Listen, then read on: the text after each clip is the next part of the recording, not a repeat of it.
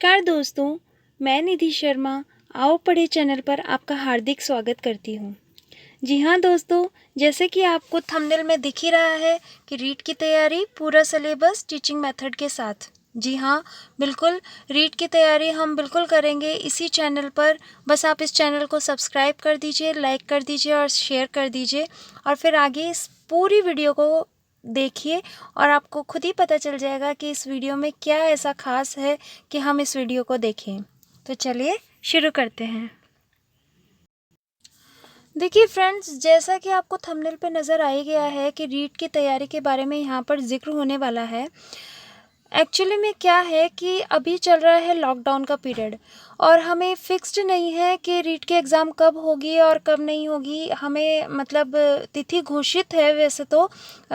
डोटासरा जी ने भी हमें, जो माननीय डोटासरा जी हैं हमारे शिक्षा मंत्री, उन्होंने भी कुछ दिन पहले यही बताया है कि एग्ज़ाम जो है वो वैसे उन्होंने सितंबर का नाम लिया है, लेकिन अगस्त जो है वो दे रखी है माध्यमिक शिक्षा बोर्ड ने, लेकिन हम अगस्त ही मान के चलते हैं।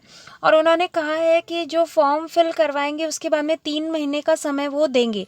तो 3 महीने का समय अगर देते हैं तो जून के एंड तक मुझे लगता है कि ये लॉकडाउन चलेगा प्रोसेस, या मिड तक भी चलता है तो जुलाई अगस्त में तो ये पॉसिबल नहीं है, बिल्कुल नहीं है। लेकिन फिर भी हम लोग तो विद्यार्थी हैं, तो हम तो बिल्कुल ये मान के चलते हैं कि अगस्त और सितंबर में ये परीक्षा हो जाएगी। तो वैसे भी अगर कोई विद्यार्थी है या फिर कोई पढ़ने वाला स्टूडेंट है तो वो टाइम नहीं देखता है कि हमारा कितना टाइम बचा है, हमें उसमें कितनी तैयारी करनी है, कैसे करनी है। मतलब ये सोचने की बजाय हमें उस पे काम कर देना शुरू कर देना चाहिए मेरे हिसाब से। क्योंकि पता नहीं, जैसे ये कोविड-19 अचानक कोई मतलब किसी को कोई अंदेशा नहीं था कि ऐसा कुछ होगा, तो ये अचानक ये महामारी आ गई है, देश पे इतना बड़ा संकट आ गया है। तो पता नहीं किसी के जीवन में क्या क्या परिस्थिति आ जाए, हमें नहीं पता रहता है। तो इसलिए हमें अपनी तैयारी को पूरा समय पर ही निर्धारित कर लेना चाहिए। बिल्कुल एक सही ट्रैक के साथ हमें शुरू कर देना चाहिए। तो अभी मेरे हिसाब से जो एग्ज़ामों का दौर है वो रीट है, पटवार है, कांस्टेबल है, तो हम लोग यही तैयारी कर सकते हैं। तो हमारे सबसे पहले आज मैं आपको ये बता रही हूँ कि हम लोग यहाँ इस चैनल पर रीट की तैयारी करेंगे और जो आपकी लैंग्वेज 2 है, यानी मतलब जो साइंस मैथ है और उसमें जो लैंग्वेज 2 सेट 2 है, मतलब कि जो छठी से लेके 8वीं तक का आता है रीट में, वो हम तैयारी करेंगे इस चैनल पर। तो देखिए, सबसे पहले हम लोग पाठ्यक्रम का जो है वो निर्धारण देख लेते हैं कि कैसे क्या सिलेबस है। सबसे पहले तो आपकी जो रीट में पहले जो प्रीवियस ईयर जो एग्ज़ाम हुई हैं वो 70-30 का रेशो रखती थी। तो 70-30 के रेशो के हिसाब से हमारे 70% तो जो था वो रीट के मार्क्स डिसाइड करते थे और 30% जो है वो हमारे ग्रेजुएशन के मार्क्स डिसाइड करते थे। अभी तक तो यही सिलेबस है, बाकी देखते हैं कुछ क्या नया जुड़ता है। उसके बाद में जो प्रत्येक सब्जेक्ट, जो 5 सब्जेक्ट थे उनको 30-30 नंबर में डिवाइड किया गया था। अभी भी यही है और जैसा कि सुनने में आया है और बहुत सारी खबरें आ रही हैं कि जीके जुड़ेगा इसमें, जीके जुड़ेगा, तो बिल्कुल जीके तो जुड़ेगा इसमें, नो डाउट। लेकिन कितना जुड़ेगा वो मैटर करता है। तो कितना जुड़ेगा इसके लिए हम लोग अब उसके इंतज़ार में तो बैठ नहीं सकते हैं कि कितना जुड़ेगा, क्या जुड़ेगा। लेकिन हाँ, ऐसा नहीं है कि अगर आपका मतलब टीचिंग मेथड और ये सब्जेक्ट मेथड है तो उसमें से 50% अगर आपका रीट का है तो 50% आपका पक्का उसका जीके का आएगा, ऐसा नहीं है। हाँ, जीके जुड़ेगी पर 10-12% आपकी रीट जुड़ जाएगी, सॉरी, ये करंट अफेयर्स और जीके जुड़ जाएगी और बाकी के जो हैं परसेंटेज वो आपके रीट के जुड़ जाएंगे। तो देखिए, हम सिलेबस देख लेते हैं। जिन विद्यार्थियों ने या जिन स्टूडेंट्स ने जो हिंदी भाषा प्रथम चुन रखी, यानी भाषा जो लैंग्वेज फर्स्ट है वो हिंदी चुन रखी है, तो उसका सिलेबस आप इन लोग एक बार देख लीजिए। ये देखिए, ये भाषा फर्स्ट का सिलेबस है और मैं आपको यहाँ पर जो सेट सेकंड है छठी से लेके 8वीं तक का विज्ञान और गणित का, मैं आपको पूरा कराने वाली हूँ। देखिए, ये जो है यहाँ पर ये टीचिंग मेथडोलॉजी है। तो आपको क्या होता है, कभी कभी क्या होता है कि आप लोग अलग अलग जगह पर जाते हैं।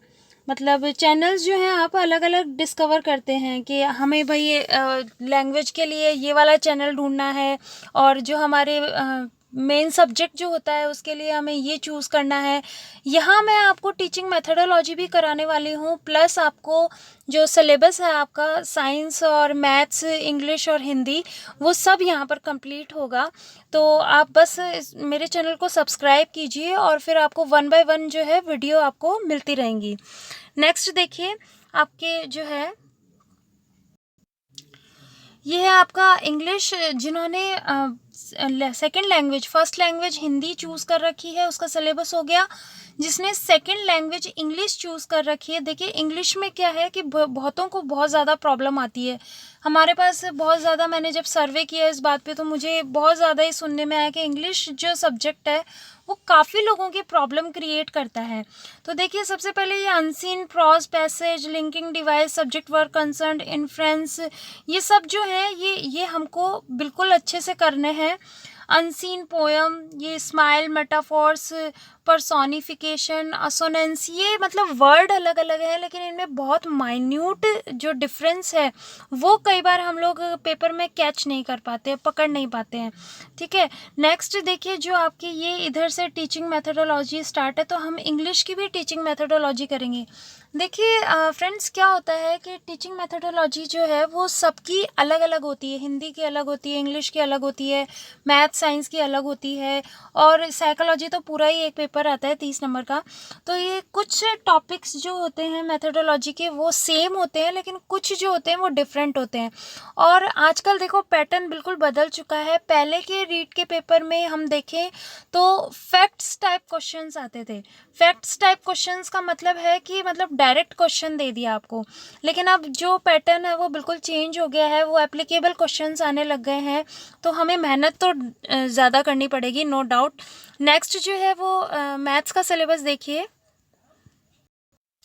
देखिए ये आपके गणित का सिलेबस है। गणित और विज्ञान ये दोनों ही इम्पॉर्टेंट, बहुत ज़्यादा इम्पॉर्टेंट रखती हैं रीट में, क्योंकि आप इनको पढ़ते हुए आते हैं, आपका खुद का सब्जेक्ट होता है, फिर भी इसमें क्वेश्चंस बहुत ज़्यादा गलत हो जाते हैं। क्योंकि हम लोग क्या करते हैं कि हम लोग केवल ऊपर ऊपर का ज्ञान ले लेते हैं, और ऊपर ऊपर के ज्ञान से तो कोई भी सफलता हासिल नहीं होती है। तो इसको पढ़ने के लिए देखो, मैं आपको बोलूँगी कि आप मेरे चैनल पर बिल्कुल बने रहिए, आपको पूरा सिलेबस करवाया जाएगा। जो मैं बोल रही हूँ वो बिल्कुल आप मानिए कि इसमें पूरा सिलेबस करवाया जाएगा। लेकिन फिर भी अगर आपको अपने से कुछ पढ़ना है और अभी तक आपने पढ़ाई शुरू नहीं की है, तो आप एनसीईआरटी बुक जो अभी लॉकडाउन पीरियड में नहीं अवेलेबल है, तो आप पीडीएफ डाउनलोड कर लीजिए। मैं लिंक आपको डिस्क्रिप्शन बॉक्स में दे दूंगी। लेकिन क्या होता है कि आप एनसीईआरटी बुक 1 बाय 1 अगर छठी से लेकर के 10वीं 11वीं तक की पढ़ते हैं तो वो पूरा सिलेबस कवर कर लेता है, पूरा पाठ्यक्रम सिलेबस हो जाएगा, कवर हो जाएगा इसमें। तो आपको और कोई किताब पढ़ने की आवश्यकता ही नहीं होगी। लेकिन क्या होता है कि उसको पढ़ने में बहुत ज़्यादा समय लगता है, हमें पता नहीं रहता कि एग्ज़ाम्स में कैसे क्वेश्चंस आएंगे, क्या आएंगे। तो उसकी चिंता ना करते हुए अगर आपको खुद से पढ़ना है तो बिल्कुल पढ़िए, नहीं आपको सिर्फ और सिर्फ मेरे चैनल को सब्सक्राइब करना है, बाकी सारी चिंताएं मेरी हैं। ओके, उसके बाद में देखिए घातांक है, और ये ब्याज है, रेखा तथा कोण, सांख्यिकी, और ये देखिए ये जो है टीचिंग मेथडोलॉजी इसकी मैथ्स की है। तो ये गणित और विज्ञान की टीचिंग मेथडोलॉजी कुछ कुछ लगभग समान ही आती है, तो इसमें आपको चिंता करने की ज़रूरत नहीं है। आप एक बार अगर पढ़ लेंगे बहुत आराम से तो अच्छे से क्वेश्चन आप अटैम्प्ट कर पाएंगे। नेक्स्ट जो है हम करते हैं सिलेबस ऑफ साइंस।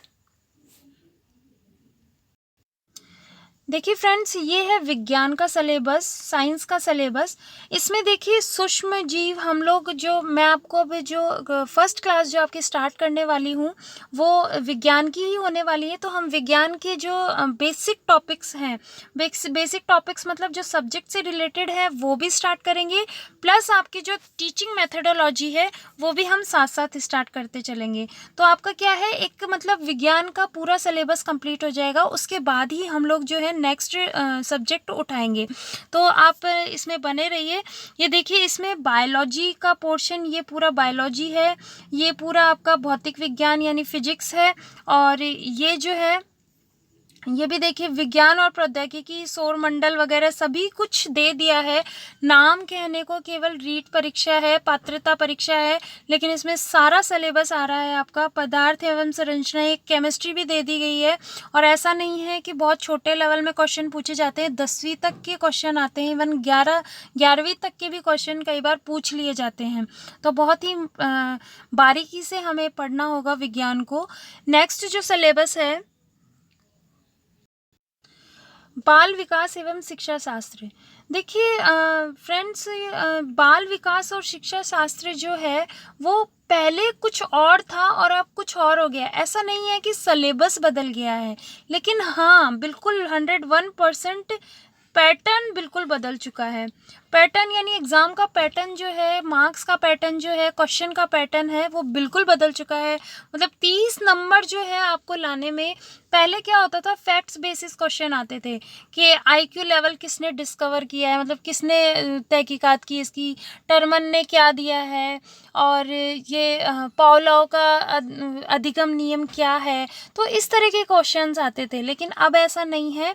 अब जो है आपको एप्लीकेबल क्वेश्चन पूछे जाते हैं आपसे। बिल्कुल ये जो बाल विकास शिक्षा शास्त्र है वो रीट के लेवल में भी सीटेट लेवल का क्वेश्चंस आते हैं। तो सीटेट के अगर आप पेपर्स उठा के देखेंगे प्रीवियस ईयर के, तो उनमें कोई भी क्वेश्चन फैक्ट्स बेसिस नहीं होता है, उनमें एप्लीकेबल क्वेश्चंस होते हैं। यानी आपको बहुत ही बारीकी से, अगर साइकोलॉजी आपने पढ़ी है तो बहुत बारीकी से क्वेश्चन आप अटैम्प्ट कर पाएंगे। वरना आपको ऐसे 3 ऑप्शन तो मिल ही जाएंगे कि आपको तीनों ऑप्शन इतने ज़्यादा कंफ्यूज कर देंगे कि आप 101% गलत पे ही टिक करके आएंगे। तो हम बहुत बारीकी से बाल शिक्षा शास्त्र को पढ़ेंगे। तो ये था आपका सिलेबस पूरा। अब हम जो नेक्स्ट स्टार्ट करेंगे वो है विज्ञान। तो अगर आप प्लीज़ इस चैनल को सब्सक्राइब कीजिए, ज़्यादा से ज़्यादा शेयर कीजिए और लाइक कीजिए। तब क्या है, मुझे मोटिवेशन मिलेगा और मैं मोटिवेट होकर के कुछ आपके लिए बहुत अच्छा कंटेंट लेके आने वाली हूँ और समझाने वाली हूँ आपको। बस आप चैनल पर बने रहिए। धन्यवाद। जय हिंद, जय भारत।